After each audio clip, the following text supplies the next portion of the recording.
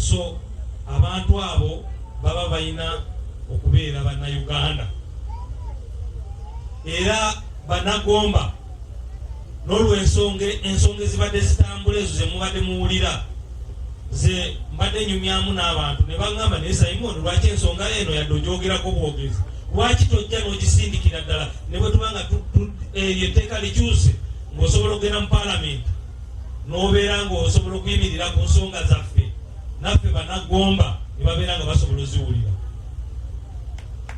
ate nga bwe bagamba nti eddoboozi ly'abantu eddoboozi lya Katonda nzaani asobola okulinnya mu ddoboozi ng'abantu baŋŋamba nti nyimuke ensonga eno nsobola ogisembezaayo mu paalamenti abanyarwanda naffe tubeere n'ekitiibwa nga bannayuganda abalala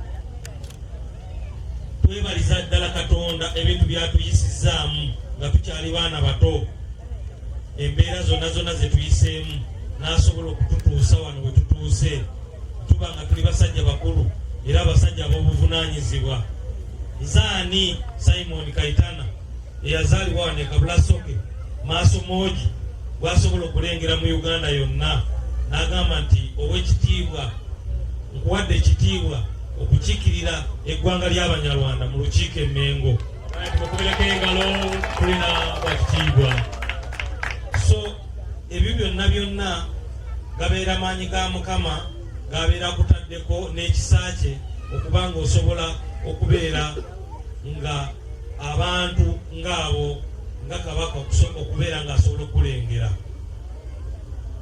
era nekitakomaawo eggwanga ly'Abanyarwanda nalyo ne linteekamu obwesige ne linnengera ne linnonda okubeera nga nze chairman waalyo ku myaka gino gye nnina okubanga nze chairman wa Banyarwanda community mu Uganda tuwereko engalo ekinene nnyo ebyo byonna kisa kya Mukama era tulina ekibiina bakiyita Uganda ne Banyarwanda Cultural Development Association nga kyekibiina olwaleero ekitabaganya Abanyarwanda bonna mu Uganda nga waliwo n'ensonga enkulu semasonga Abanyarwanda gye tuliko ey'obutuuze bwaffe ensonga y'obutuuze ensonga nkulu basebo ne bannyabo nti Abanyarwanda olwaleero mubadde muwulira ng'abantu baba mu mapasipooti babajjako endagamuntu nga bali mu kutambula nga basala ensalo ebyo byonna nga biviira ddala ku tteeka akawaayiro 10 kebateeka mu ssemateeka aka 1995 ate mwana wattu nga n'abantu abali mu constitution eyo abagenda mu constitution assembly nga mwalimu n'Abanyarwanda abamu baali baviira ddala wano abakiikirira eggwanga lyaffe n'olwekyo bwe twamala okulaba nga Abanyarwanda bayita mu bulumi obw'amaanyi ate nga amaaso moogi yanteekamu obwesige era nampa ekitiibwa ekyo neŋŋamba nti ekitiibwa ekyo nina okikozesa okulaba nga nnunula eggwanga lyange okubanga lifuna obutuuze obwannamaddala obuyimiridde mu ssemateeka era bassebo ne bannyabo nkimanyi nti wano muli bawagizi ba bibiina bya njawulo naye nkimanyi nti waliwo n'aba-NRM abawagira gavumenti eri mu buyinza nga temunnaba kukuba layini kugenda kuwa Museveni akalulu badde mbasaba nammwe Museveni nga temunnamufuula pulezidenti asooka abafuule bannansi ensonga eno nkulu nnyo mulaba embeera gye tuyiseemu nga tukola ebintu byaffe tuguze amataka tukoze ebintu bingi nnyo ebyenkizo naye tetusobola kubeera nga tubeera mu ggwanga nga tuli momboze for example abantu babadde wano kati ng'abaana babadde wano babadde abasinga tewali n'omu amanyi ekigambo ky'Olunyarwanda era tebamanyi Lunyarwanda lulimi lwabwe ojja kubasanga bamuyita Nantongo ne bw'ayogera ku mitendera giri ng'oyagala kusaba ebiwandiiko oba ojjuza bakubuuza taatawo ne jjajjaawo bajjuzaawo jjajjaawe ng'ayogera Kafalanga kati nga bagamba Nantongo Kafalanga ate akuzaala atya omwana ng'oyo nga bamumaki bamuma pasipooti bamujjako endagamuntu nga bamugamba gwe gende Rwanda gyosangibwa oba genda osabe obutuuze. Okusaba obutuuze oba olina okuzaayo bw'obadde okoze eki bw'olina. Kakati gwe omuntu nga Simon yazaalibwa wane Kabulasoko okugamba nti zaayo obutuuze oba obuzaawo oba tomanyiwo obuza era obuza Kabulasoke. Ate kakati bw'obuza Kabulasoke gwe nga bagamba gwe oli mulalufuluma vaano abantu baffe babadde babataddemu empisa y'amaanyi. N'olwekyo mbadde mbasaba abantu ab'Eggomba ab'e Kabulasoke nti ensonga zino ezitukwatirako ddala ezisingira ddala okutukwatirako tugenda mu kalulu ak'okulonda abakulembeze abagenda okuyimirira mu palamenti okuteeseza eggwanga era nga bateesa ebintu ebikwata ku bantu ba bulijjo. Tewali kintu kisinga bukulu nga bunnansi. Mbasaba ensonga eyo tugisoosowaze kubanga tuli bannansi era ne magulu nyondo bakkiririzaamu nti ddala tusaanidde. Kyenva ntuula ku lukiiko gaggadde olw'Emmengo nga maaso mwogi tansosodde. So eno Buganda era gavumenti wetuula. Kabaka wa Buganda waba tasobola tusosola. Lwaki Uganda eyajja mu 1962 etujjako obutuuze ne tusosola nga yatusangawo wano emyaka 62 egyo ayimini 72 bwe tubuuza leero maama waffe ekiseera kye yazaalibwamu Uganda yali tennaba kufuuka Uganda era yali tennabaawo. Bwali Bwakabaka era n'abantu abaali mu bitundu ebirala nga Bunyoro Ankole n'ebitundu ebirala. Oludde Kabaka yatulikogonaizinga nti tuli bantu ba Buganda era nga tatusosola.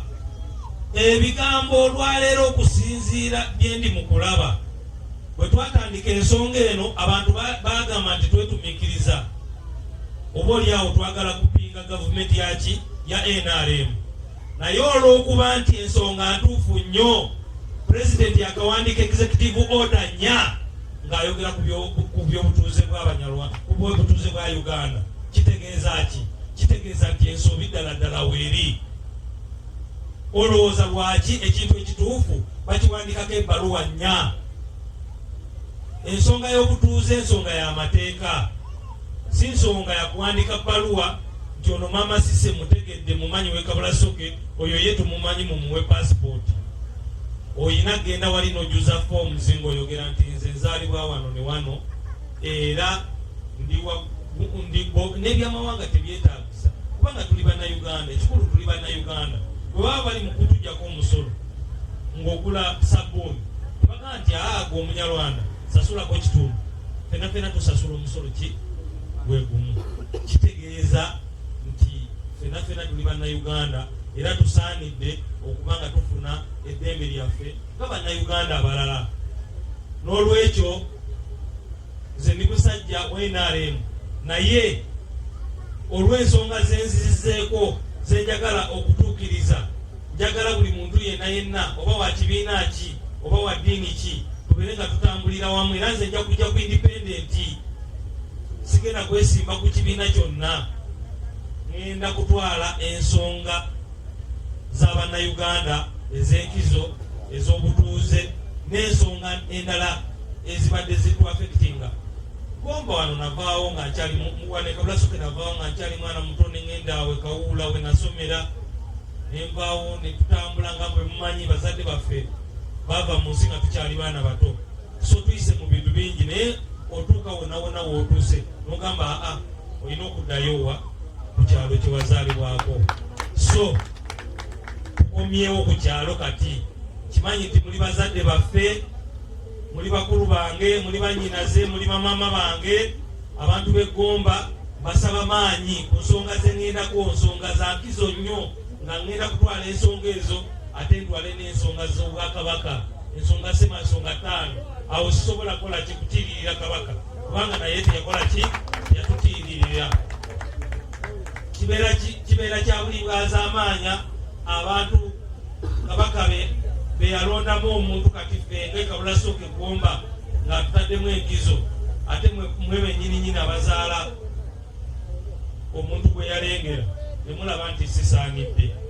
Ebisaanyizo byonna mbiyina, ebitabo byo mbiyina, ate nene eddiini gye tukuliddemu, eddiini eno ey'Abadiventi ddiini yanjawulo ku madiini amalala. Banaye mujja kunsonyiwa temubifunamu obujja nti waliwo empisa ze batukulizaamu, era nga tuli wano nga tubeera wano nga tuva ewaka maama waffe yali wa mukwano nnyo ne maama ono gwe mulaba, nga ntuuka wano ne twebaka ne twebika essuuka emu ne tulya emmere eriwo nga tewali kugamba nti musooke mudde wali wabbali abalala bano bajje balye. Ekiriwo ekitono kyonna nga tukikola ki? Tukigabana. Naye ebyo byonna ng'obirabira ddala nti bitambulira mu ki? Bitambulira mu muntu ategeera ki? Ategeera Katonda. Abantu tululunkanira nnyo ebintu by'ensi, kyemuva mulaba nti tulina n'obuzibu buno obw'abantu abalowooza nti oba oli awo abantu abamu tebasaanidde kubeera batuuze, kubanga omuntu wabeera mutuuze ng'alina ekibanja kye nga kino, gwe naawe ng'olina wali faamu, bwe kikujjako ki? Aba agenda kutwala faamu yo? Tekisoboka. Ffenna ensi eno Katonda yagituteekamu tugirye, tukulembere n'ebintu ebigirimu. So obunnansi bwa Katonda si bwa muntu. Obunnansi bwe bwozaaliddwa Katonda yakuwa ki? Obunnansi kiba kya bunnanfuusi nnyo omuntu okulowooza oba n'alowoozesa abalala tebasaanidde kubeera bannansi oba n'abakutulakutulamu. Era olwaleero neebaziza nnyo Pulezidenti Museveni nti ensonga alabika agenda agitegeera. Alina ebintu byawandiise ku Twitter babisindikidde wano olwaleero nga nakatuuka ng'ayogera abantu bonna berosi bwe baba babamanyi babawe ebiwandiiko, abantu bonna bwe baba likomendi nga abantu ababamanyi nti bazaaliddwawo babawe ebiwandiiko. Naye ekyo si kye tusaba Pulezidenti. Tusaba Pulezidenti obunnansi obuyimiridde mu ssemateeka, kubanga obunnansi gabeera mateeka, si biragiro bya kuwandiika ku bbaluwa nti gundi mukkiriza. Essaawa yonna Pulezidenti awo n'agamba nti mmwe temuli bannansi era muddeeyo wa gye mwava, naye nga ne gye mwava temumanyiiyo. Obunnansi Katonda yabukuwa, era omuntu wazaaliddwa bwe bunnansi mu nsi zonna ze tutambuliddemu ne bwoba ogezemu abe. Ate abantu batulinze dda, ebyo bye bimu ku bintu ebyatulwisizza, naye nga Bannayuganda, Bannagomba, Bannakabulasoke naddala wano e Butiti waliwo ebyafaayo nnyo bingi nnyo, era abazadde abamu mbalabye mu myaka, abamu mbajjukira ku feesi naye amanya gasigamanyi, ninja kudda era nziremu bebuulire bulungi, babuulire ne puroguramu ennene ennyo egenda okusitula Bannagomba bonna okubanga beeyagalira mu ggwanga lya Uganda. Neeyanziza nnyo ayi Kabaka Ssaabasajja wangaala for God and my country. Abange tukubeegaleza amaanyi omugenyi nga amaliriza. Nga sinaba kumaliriza, badde njagala mu kalica yaffe ng'Abanyarwanda mukimanyi bulungi, ndi musajja muluuzi ate nina ente, olw'okwebaza mukadde waffe ono muwadde ente, muwadde ennyana. Abange ngaleza amaanyi amasala twasitukangako naawobera omwana oyo okumwebaza ekirabo era ngenda kumuwa ne baganda bange ebintu byonna bye mwategese. Badde ndi mu bintu bingi ennaku zino, ngenda mumuwa emitwalo 10 okubanga zibayambako ku bajeti y'ebintu byonna bye mwakoze. Nsaba okwanjula